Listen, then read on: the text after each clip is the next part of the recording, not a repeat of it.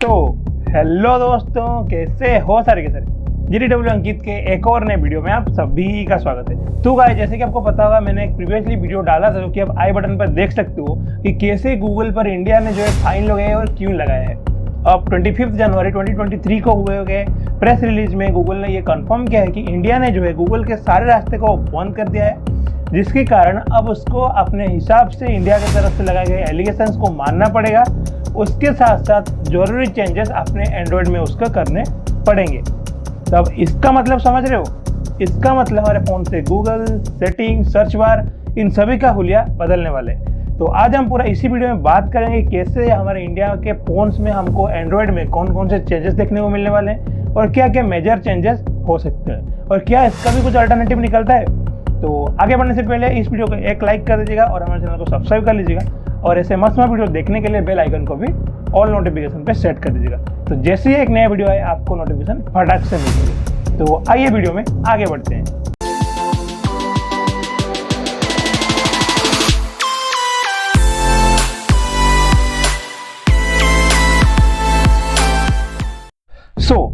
Google के ये pre installed apps जो कि आप स्क्रीन पर देख रहे हो, ये जो मजबूरन आपके फ़ोन के स्टोरेज को ऑक्यूपाई करके रखते हैं और जिनको आप चाह कर भी फ़ोन से नहीं निकाल सकते। अब गूगल को इनको हमारे फ़ोन से हटाना पड़ेगा, यानी कि आप ऐसा समझ लिए कि हम जब चाहें उनको इंस्टॉल कर सकते हैं और अपने हिसाब से उनको अनइंस्टॉल भी कर सकते हैं।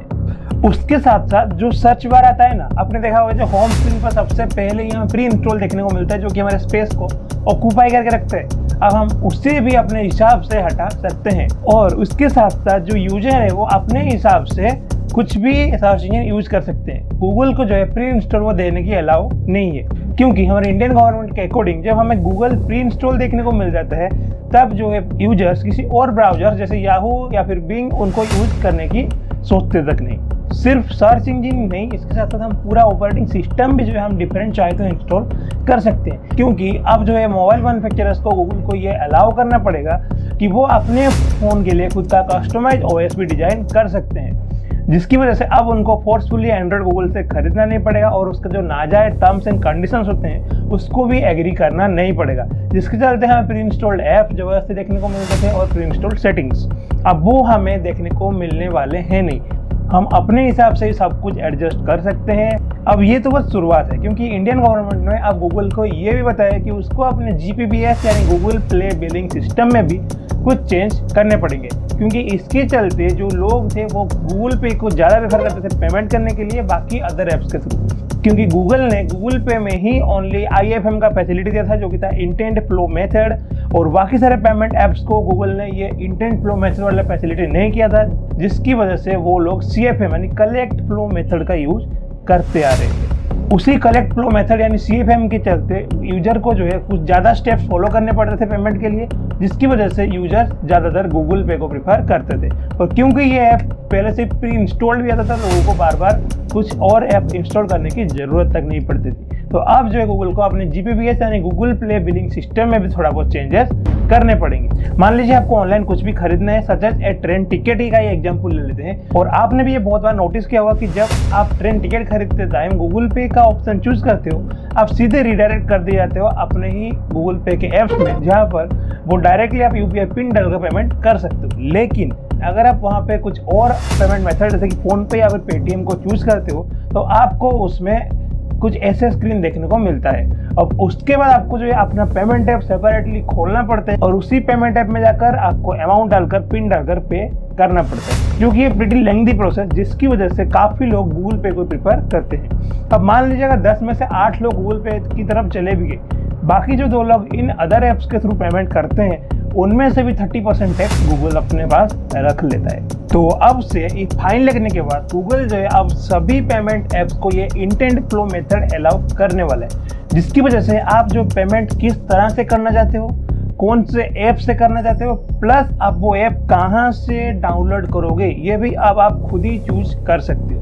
और आपने एक बात ये भी नोटिस किया होगा कि जब कोई ऐप हमें प्ले स्टोर पर देखने को नहीं मिलता, हम उसको सर्च इंजन से डाउनलोड करने की कोशिश करते हैं, और सर्च इंजन पर डाउनलोड करने की कोशिश करने पर हमें गूगल जो है ये वाला रेस्ट्रिक्शन दिखाकर ब्लॉक कर देता है। हाँ, हालांकि ये सेटिंग्स चेंज करने से चेंज हो भी जाता है, लेकिन फिर भी बहुत सारे लोग डर के मारे सिर्फ गूगल प्ले स्टोर से ही ऐप को इंस्टॉल करना प्रीफर करते हैं, जिसकी वजह से बहुत सारे डेवलपर्स के ऐप्स पीछे छूट जाते हैं जिनको गूगल अपने प्ले स्टोर में अलाउ नहीं करता। तो अब से गूगल ये वाला रेस्ट्रिक्शंस या फिर ये वाला वार्निंग का भी फ़ोन से हटाने वाला है। लेकिन क्या गूगल अपने लिए खुदकुशी वाले पॉलिसीज खुद की खुशी से एक्सेप्ट कर रहे हैं? जी नहीं, क्योंकि आपको पता हो इसका जो पूरा डिटेल रीजन था, मैंने उसके ऊपर वीडियो डाला था, आप देख सकते हो, आई बटन पर लिंक आ रहा होगा यहीं कहीं पे।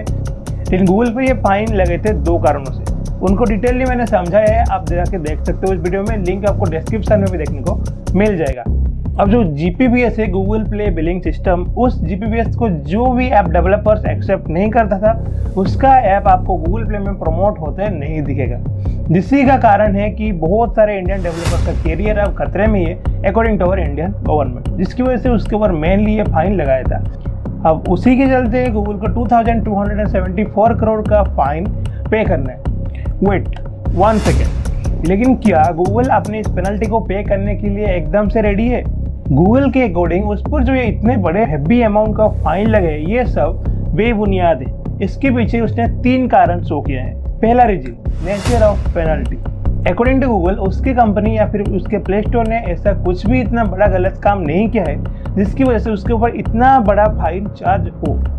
और अगर CCI को ये लगता है कि वो मार्केट में अपना डोमिनेंस कैप्चर करने की कोशिश कर रहे हैं या फिर एंटी कॉम्पिटिटिव नेचर शो कर रहे हैं, तो उसके लिए उनको कंपटीशन लॉ के तहत गूगल को पेनलाइज करना चाहिए।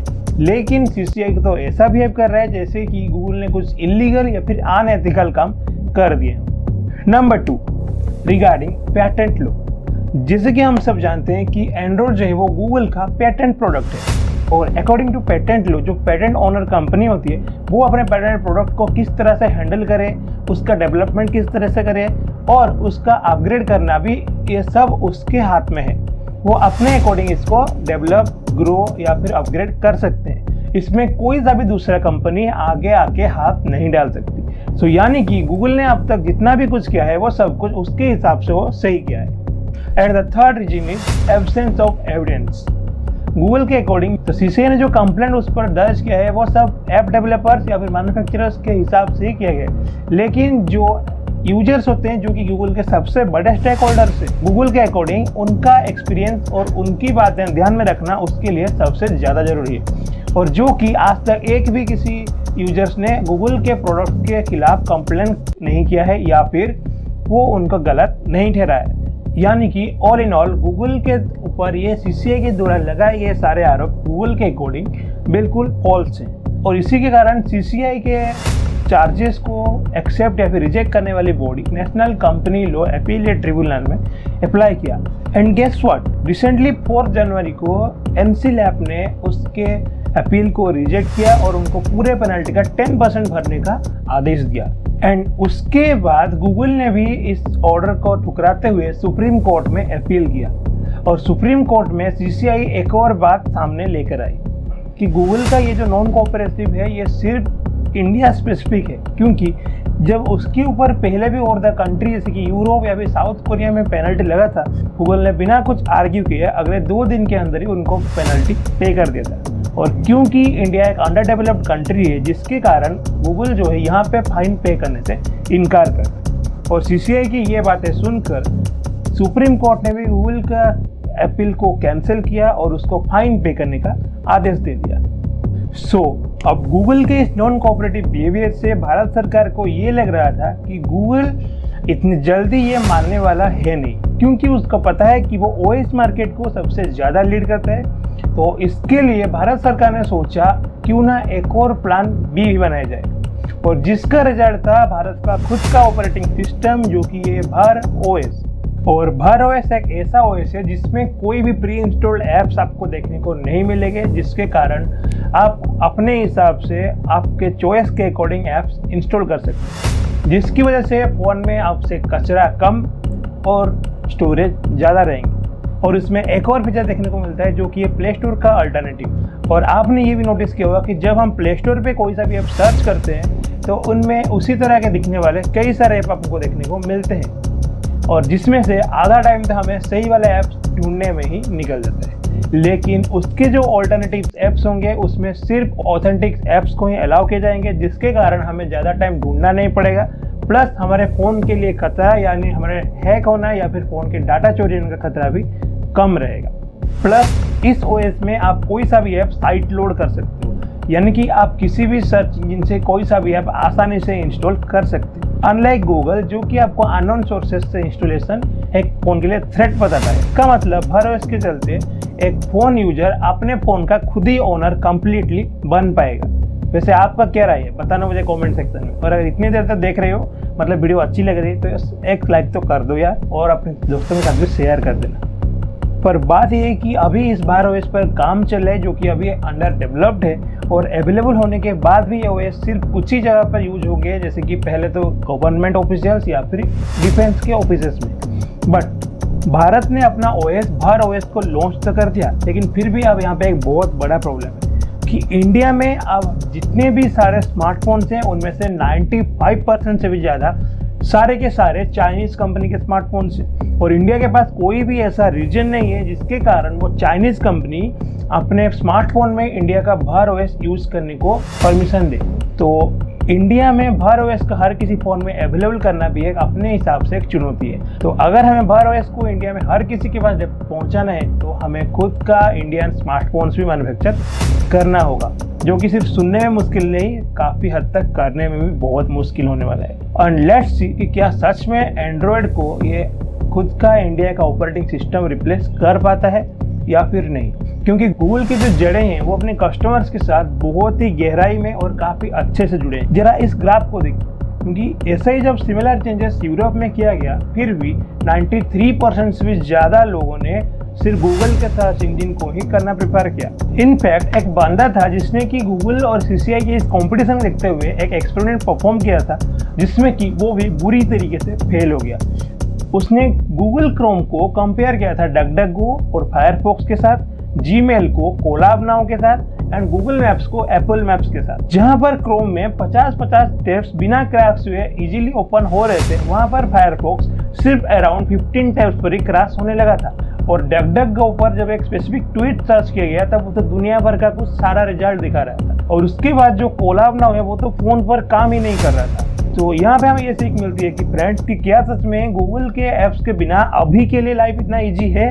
इनफैक्ट वर्ल्ड में 1.22% लोग याहू यूज करते हैं, और उसमें से भी मेजोरिटी ऑफ द लोग याहू में जाकर google.com सर्च करते हैं, फिर वहाँ पे अपना क्वेरी सर्च करते हैं। एंड एक और बात भी नोटिस करने वाली है कि क्या सच में CCI के द्वारा लगाए गए ये एलिगेशन गूगल पर सही है या फिर नहीं, और हमारे इंडियन गवर्नमेंट को अभी कितना कोशिश करना पड़ेगा खुद का OS हर किसी के पास पहुंचाने के लिए। तो ये डिसीजन मैं आपके ऊपर छोड़ता हूँ, मुझे आप बताना कमेंट सेक्शन में। और अगर और थोड़ा कंफ्यूजन है तो ये वाला वीडियो देख लेना जो कि साइड में आ रहा है, और इसका लिंक आपको डिस्क्रिप्शन में देखने को मिल जाएगा। तो मिलते हैं अगले वीडियो में, तब तक के लिए stay tuned, be curious and do subscribe. Thank you.